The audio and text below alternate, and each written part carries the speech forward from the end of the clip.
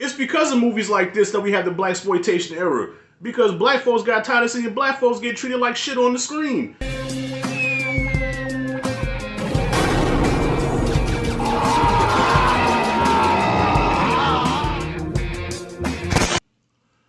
Alright, I'm getting ready, y'all. I'm pretty sure some black film historians are gonna come after me with razor blades and lemon juice, but I gotta speak my truth. That's why it's called Rashad G Reviews. I have to speak my truth, y'all. So I've been on a mission trying to watch some hidden black gems that I have not seen. So I started with Nothing But a Man with Ivan Dixon, which I thought was dope. Then I watched the directorial debut, I think, of Ivan Dixon called Spook, The Spook Who Sat by the Door. That was ill, probably one of the best 70s movies I've ever seen. And now this one I've been hearing about for a long time, but I've never watched it, and that is The Learning Tree, directed by the legendary Gordon Parks. And so I came into this movie with some high expectations because I heard a lot of great things about this film, and I hit play. It's on YouTube, watch for free.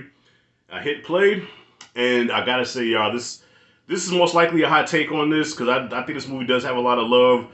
I was not really impressed. I'm gonna be honest with y'all. I'm not. Oh, here it come. Here it come.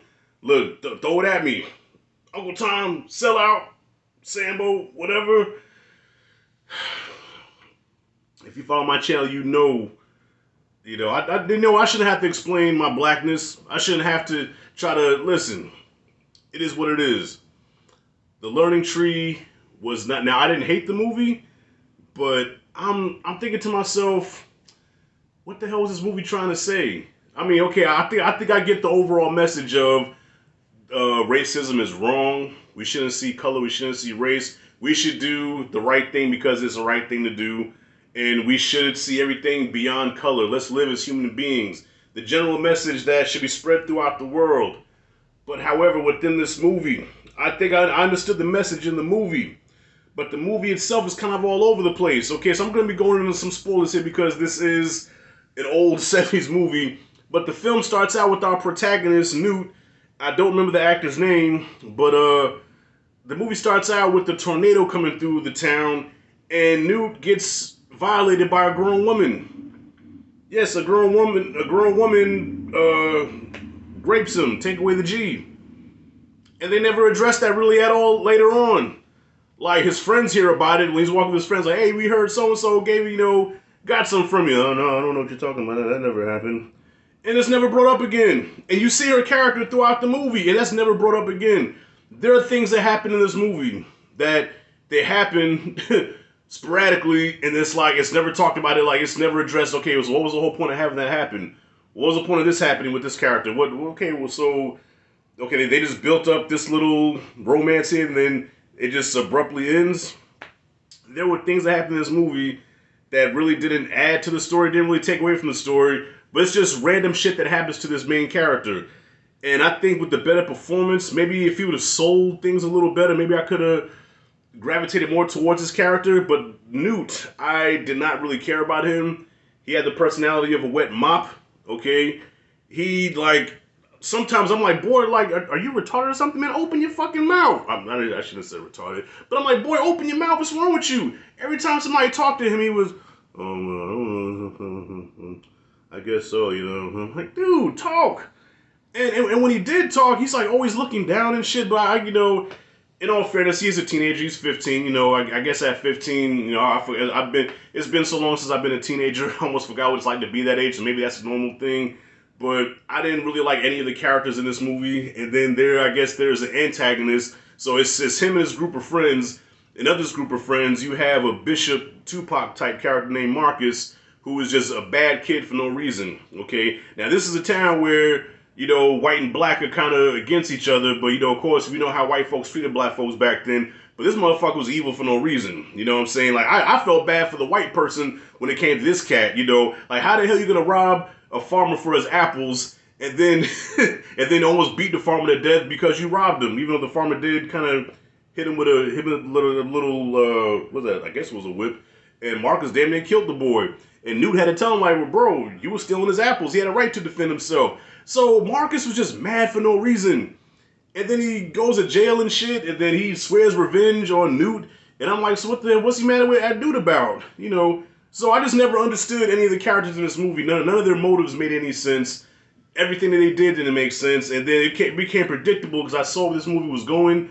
Though the end kind of surprised me a little bit because I thought it was going to go in a different direction, so I guess it did kind of surprise me a little bit. But overall, this movie I feel was a little overhyped, and you know, there's a specific criticism that I heard one time. You know, yeah, well, you like Dolomite, don't you? You like Superfly and all that stuff, don't you? Yes, I'm a fan of the blaxploitation era films. Okay, yes, I know they are exaggerated caricatures of black folks. Okay, stereotypes or whatever. But look, at least at the end, we was whipping Whitey's ass. Okay. In some of these movies, I'm like, dude, can we get some kind of retribution or something? Even though realistically at the time that's what it was, but when you go to a movie, you want to escape that shit sometimes. Show us winning. You know, show us winning. So it's because of movies like this that we have the blaxploitation era. Because black folks got tired of seeing black folks get treated like shit on the screen. So yes, so we did have a need for a Superfly and a Shaft and a Dolomite. You're welcome. We needed some black superheroes because we got tired of black people getting seen as boy. That's it, and that's all. So, average movie. I didn't hate it. I didn't love it. I'm like kind of down the middle. It was alright. I think with a better lead actor, I think with a better script, this movie could have worked. But Gordon Parks, you could tell he's a cinematographer at heart because he has an eye for the camera. Like he knows how to frame shots, how to film. You know, there were times where I was thinking of The Outsiders, like when he would film sunsets and shit. So there's some beautiful scenes in here. The score was even decent, but the film itself, I was like, and the meat and potatoes of it, because, you know, when you get to like what the story really is, and that's this court case that has to do with a white man getting ready to go to jail because he allegedly killed another white guy, right? The white guy, they was trying to rob his farm or whatever. The same white guy that got his apples got robbed in the beginning. They were going to rob him. White dude gets charged for the crime even though he didn't do it. And the boy Newt saw who actually did do it, but he doesn't want to say anything because if he does, being how, you know, black folks are treated in that town, they found that if a black person did it, there's going to be a whole fucking ruckus, okay? Rosewood to the 25th power. But he gets the testicular fortitude and says, nope, right is right, wrong is wrong. Yes, he is black, but I must tell, I cannot tell a lie. That nigga did it. And there's a whole lesson, there's a whole speech, a whole monologue by the judge.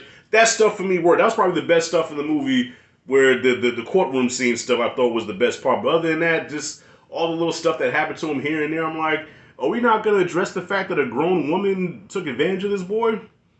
That's how we kicked the movie off. That's never talked about again. Anyways, yeah. C is what I give the Learning Tree.